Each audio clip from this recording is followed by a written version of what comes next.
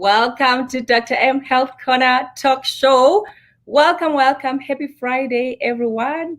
Today I'm here, I'm Dr. 𝐬𝐦𝐞𝐬, to discuss a topic that I'm always asked about, both men and women. Actually, today I want us to talk about a topic that recently one of my friends on my Facebook, I saw it on his timeline, and he was talking about vaginal discharge, and it was illustrated in the form of a picture. And I thought, this is an opportunity for me to educate his community, because when that picture was showed there, it brought a lot of emotions, it brought a lot of laughter and all that. So I thought this was my opportunity to take care of this and educate them. Welcome. I can see people are coming on. Tell me where you're tuning from. I'm in Canada here. It's Friday. It's 12:15 p.m. on Friday. Thank you for joining in. Today we're talking about a topic that I love so much. I see this every day in my practice. I talk about it when I'm sitting socially. It's something that I talk about when I'm in my spaces where there's women or there's men. So recently, I'm also part of these wonderful and amazing groups on Clubhouse. If you're not on Clubhouse, try to join that community. It's beautiful. Group of like-minded people. So today we're talking about types of vaginal discharge, And I would like people to drop in questions here. If you have any questions, let me know what questions you have. Today we're going to explore. For the next 30 minutes, I need your attention here. We're going to talk about things that matter to us women, so that people leave here with informed information and also facts. I love science. So today you're going to leave with all that information. So thank you so much. I see people are joining on Facebook. I see people are joining in. Thank you for joining us. So again, I'm Dr. 𝐬𝐬𝐞𝐬. I'm the host here of Dr. M Health Corner. Today we're talking about types of vaginal discharge. Actually, vaginal discharge is normal. Women will have it every day sometimes, and there's few things that could go wrong with this normal vaginal discharge. First of all, I would like people to normalize having or seeing vaginal discharge. But of course, there's a healthy vaginal discharge. We're going to talk about that. And then, of course, there's an unhealthy one. We're going to talk about that too. I'd love you guys to join in wherever you are, with your spouses, with your men, so that they can understand your physiology or your physiological changes. Because as women, as we go through our reproductive stages, when we are ovulating, we have discharge. When we have our menstruation, we will have discharge. And even after menstruation, or during pregnancy time, and even after pregnancy. So yes, vaginal discharge is just part of our vaginal health, our sexual health. So I want to normalize it, and I would like you guys to bring on your spouses, bring them on, so that they can understand living today, to understand what you go through, what's normal and what's not normal. Okay, thank you. I can see people are coming on. So before I waste our time here, I'm going to share this beautiful slide that I thought it's important that all of us know about. There you go. So this slide shows us the colors of vaginal discharge. I hope you guys can see it. Let me bring it close. I hope you can see it. Wonderful. And what they mean. And then, like I said in the beginning, we have normal discharge, and then there'll be few abnormals that I'm going to explore here with you. So when you have a clear discharge, it's a healthy discharge. It's very normal in pregnancy. It's very normal when you are ovulating. It's also a hormonal thing, and also when women are taking birth control, like birth control pills, we tend to see this discharge. Like I said, discharge, you will see it when you are ovulating sometimes. You will see it when you are during your period. So after that period, that you had actually had your menstrual blood. Afterwards, you will see brownish tinge as you are wrapping up your cycle. So the brownish discharge that you have after your period is not infection. Of course, there could be infection, which we're going to talk about that. But at this point, we're talking about the normal discharge. When you have that brownish discharge after you have finished your menstrual period, it's normal. Okay. And then, of course, there's a gray one. You know, when you have that fishy smell, you notice that you have this odor that you cannot tolerate. It's smelling like fish. It's called bacterial vaginosis. First of all, I would like us all here to understand that we have normal bacteria in our vaginal space. It's normal. Our vaginal cells will produce this bacteria and it keeps us clear.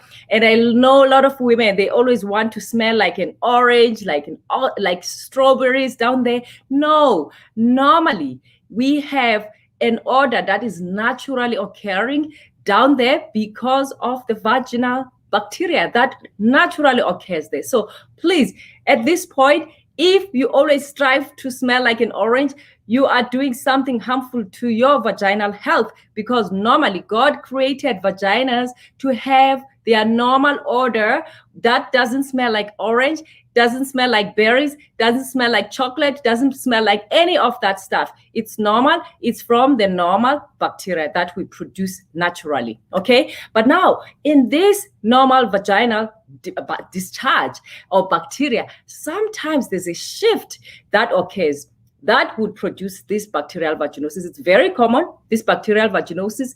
What are the causes of bacterial vaginosis? Few things. I would like you guys to take notes on this, because we see women sometimes tend to do douching, the cleaning of the vagina. People say, I'll put all this fluid inside there. I'm trying to clean my vagina. Hey, stop. Vagina has its normal self-cleaning ways. Naturally, we don't need to be putting anything in there trying to clean it. It's normal. It will occur. It will occur naturally. It doesn't need any cleaning. So stop douching, because you can shift the normal pH of your normal occurring bacteria down there. So stop it. Number one, that could cause bacterial vaginosis. Number two, when you have a new partner, semen could change the pH down there.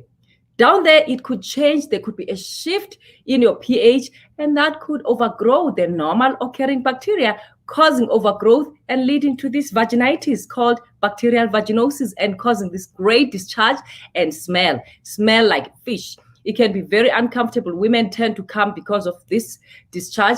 They feel like they're scared. It could be a vaginal sexually transmitted infection. It is not a sexually transmitted infection. It is just a shift in your pH because of the new partner you have. There's a new shift because of the semen. All right.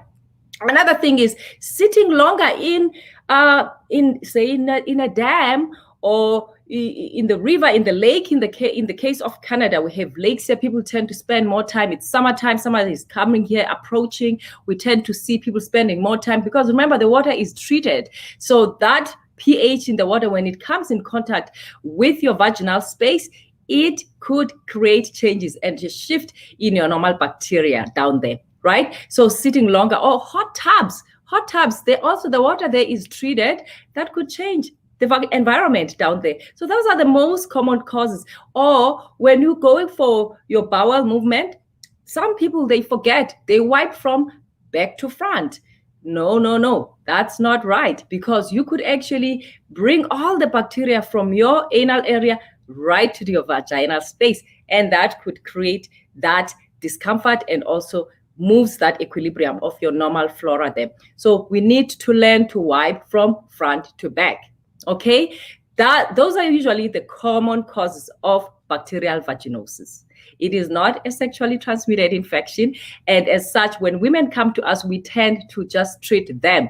At some point, if it keeps coming back, at some point we do treat the men. It's very rare.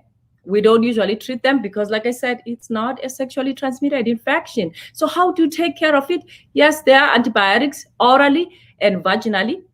We do give antibiotics. So again, when I mentioned antibiotics, I've seen a lot of women telling me that I take Flagyl, doc, it cleanses me. I always take it to cleanse me. Yes, actually, Flagyl is our preferred antibiotic for BV. We call it BV. But when you self-medicate, remember, you could kill your normal flora. Now, not only just your vaginal flora, which is the bacteria down there. You could kill also the normally occurring bacteria in your stomach and your intestines. So stop self-medicating. If you have nothing to worry about, stop wanting your vagina to smell like oranges. It doesn't normally smell like that naturally. Stop using Flagyl by self-medicating. It has to be prescribed by a healthcare professional. So don't do that. All right. So it's very important. And of course, for cleanliness, for keeping yourself clean and balanced, we encourage people to take probiotics. That kind of helps rebuild your normal flora. It kind of helps you build that normal bacteria down there. There's few, you can talk to your pharmacist, they are over the counter. So you can actually do that to build your normal flora again. Or yogurt. We've seen people using plain yogurt. Greek yogurt is apparently very rich in probiotics. So you can also use that and eat that. And of course, there's few products. Talk to your pharmacist. Here in Canada, we recommend women to use Vagisil. There's other few nicely dermatologically and gynecologically tested products you can use to basically keep yourself clean down there. So those are the important things that I wanted to mention about BV, because it's one of the commonest discharges we see at our practices. All right. And then the pink one, there's few things. When we are during the ovulation time, we can actually have slightly pinkish discharge, and of course, sometimes when there's irritation in your vagina, like in women, like say older women, when they have atrophic changes there, the menopause time, when you are dry, and when you have sexual intercourse, you can find that these women, they would have little cracks that could cause this slightish pinkish discharge. It's there because there's dryness down there. And again, probably a few weeks ago, you were here, we talked about menopause and post-menopause time, where women are dry down there. There's many things we can do to keep that area still moist, because that environment is naturally moist, okay? So speak to your physician, speak to your nurse practitioner, speak to your nurse if you are a post-menopause woman here, or you are going through menopause and you find that you are so dry down there, you are avoiding sexual intercourse because of pain. There's things that could be done. So we can see sometimes that irritation from that vaginal bleeding, okay? And of course, implantation bleeding, if you are pregnant. Some women, when they are in that first week, or the first few weeks of pregnancy, the implantation time, the baby, the embryo has just, formed, and they could be bleeding. It's normal, but of course, if you see any blood and you know that you're pregnant, go see your doctor, because it's very important to make sure that you're not going to lose this pregnancy. But otherwise, a lot of times it's just implantation bleeding, which will soon disappear. Okay. And then the next one is red discharge. What do you say when you see that? Menstruation, of course, we mentioned that it could come with your blood. And of course, if there's any cervical infection, a few things that could happen, cervix. Cervix is basically the mouth of your womb, mouth of your uterus. There could be infection there. Things like chlamydia, gonorrhea. Those are the commonest, okay? Anything, or trichomonas. Trichomonas is more common in your vaginal space, but anything that is infective and it's irritating that space because it's soft down in the inside there, this could cause bleeding and very painful. When we do examination, when I put my finger trying to examine your cervix, you could feel pain. We call it cervical excitation test or tenderness. Basically, when I examine and there's pain, when I do that, it means that you have infection. Sometimes the infection is coming right from your womb. Okay, so when you have pain, you have discharge that is bloody, and it's also itchy down there, and you are just experiencing discomfort, please go see your doctor immediately. And of course, we talk about cervical cancer. Cervical cancer, usually when women don't screen for pap smears, for cervical cancer, bleeding is usually sometimes something we see, and it could indicate actually that you are in an advanced stage of cervical cancer. So screening. At the age of 25, start screening for cervical cancer. It's very important for every woman. If you are sexually active here, first of all, cervical cancer screening is not for virgins. I've seen mothers bringing their 18-year-olds that are virgins for cervical smearing. it's not done, because if they are not sexually active, there's no penetration down there, there is no chance that they could have cervical cancer. Okay, so if you're a woman here, you are 25, you are sexually active, you've been sexually active for 2 years, 3 years, it's about time to go for pap smear. Pap smear, we do it at least once in 3 years. And again, follow your country's protocols. Sometimes if it's abnormal, you could be called back to come and do it in 6 months, or depending on what your results are. So if you have cervical cancer, unfortunately, it could present as bleeding or painful thigh, right on the back of your thigh, or just feeling unwell, or copious brown smelling discharge, or watery brown smelling discharge. This could be an indication of a very high red flag situation. So screening for cervical cancer, okay? And when I was practicing in South Africa, when I saw women with cervical cancer, it was usually our old women, the makulus, in their 80s, in their 70s, because remember, probably they have never in their lives did pap smear screening. Pap smear saves lives. Now we even have vaccines. So if you have not considered a vaccination for this, I would advise you to take your child in Canada or other first world countries. And actually in South Africa, I understand they're doing it. We give this at the age of 9, as early as age of 9. We have seen reduction of genital warts, you know, and of course the cervical cancer, but we still have people that don't want to take this vaccine, or who are not screening regularly for pap smear, for cervical cancer. So it's important, please screen. And of course, red discharge or red bleeding there could be due to endometrial cancer, very common in older women who are in their 50s, 60s, mostly in their 60s, mid 60s. The risk is obesity, one, and of course, being hypertensive. If you have high blood pressure, the family history, all right, and of course, the weight, obesity, I mentioned that. So if you see any bleeding, you are in your menopause years.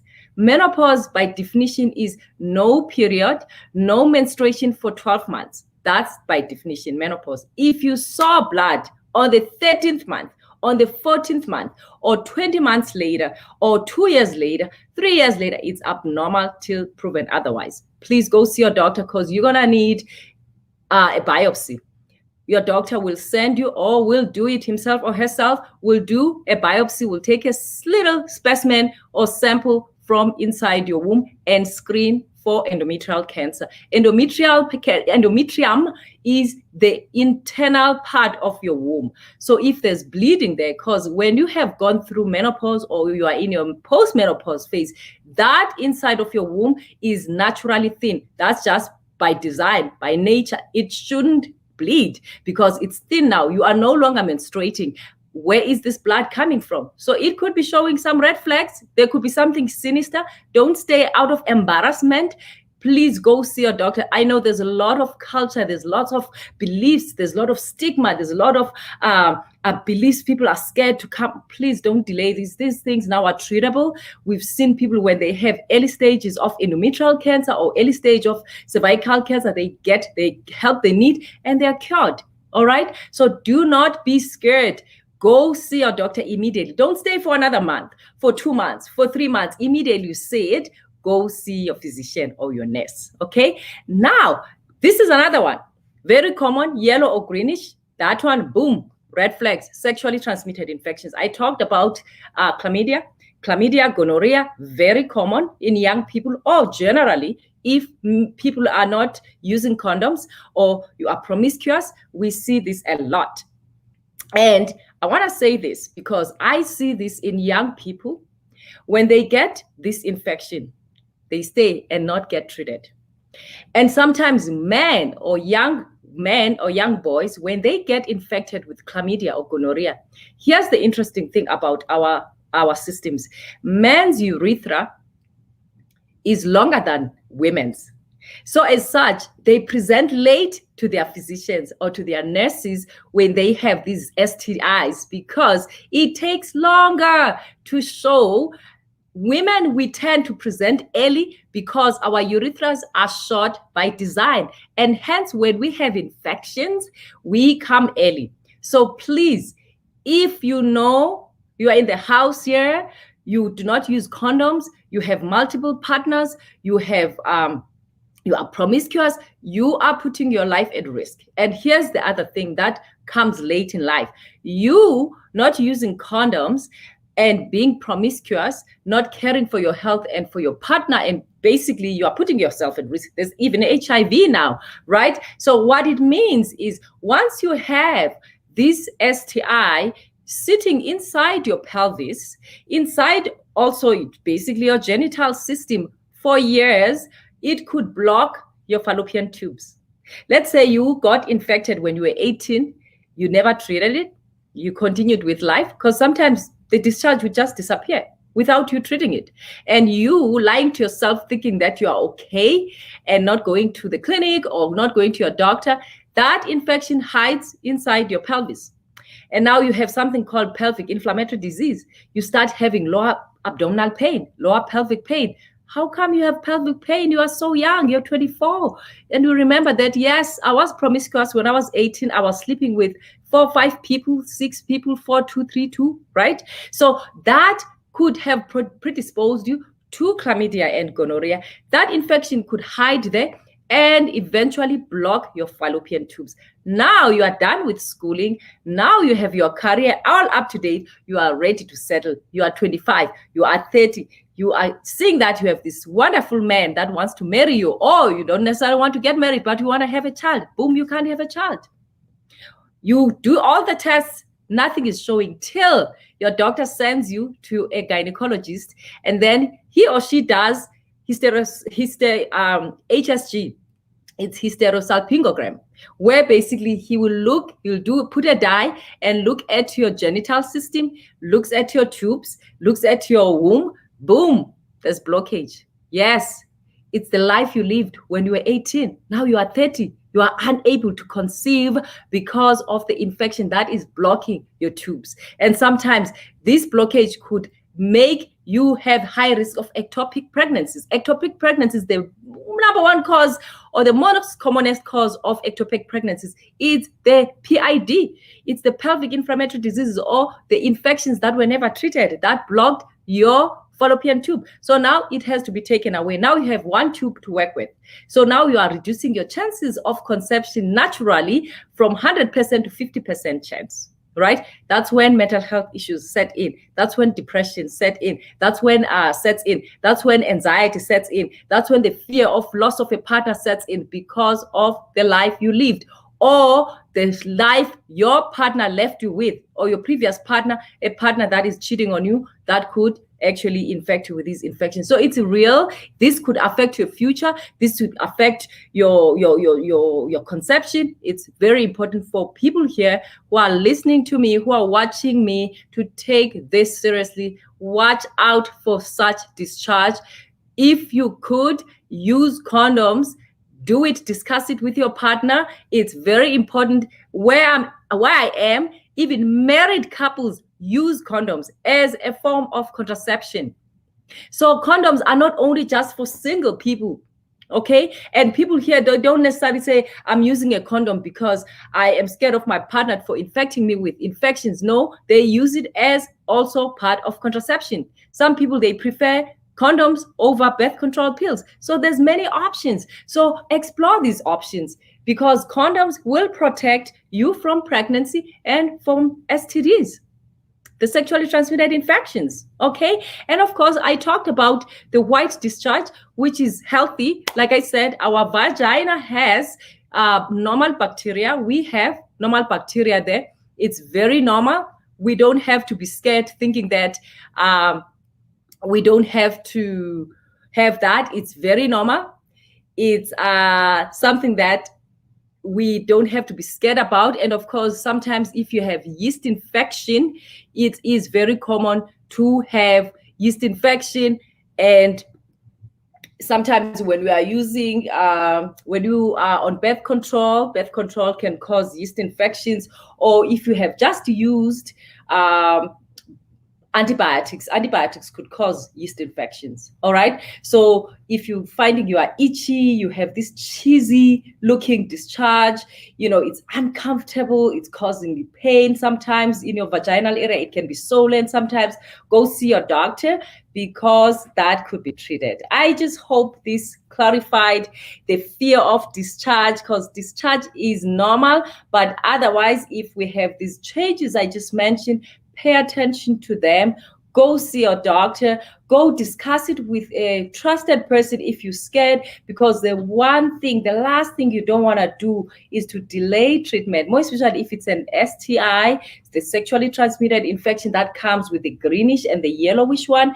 Please go see your doctor, because you could pay a huge price when you have ignored it, when you are ready to have your children, because like I said, it's very common to cause infertility, because you could have blockage in your fallopian tubes because of this. So treat it. If you see any abnormal discharge that's causing itchiness, okay, that causes discomfort down there, okay, there's copious greenish or yellowish discharge, you just feel unwell, sometimes you could have lower abdominal pain, that pelvic pain, please go see your doctor.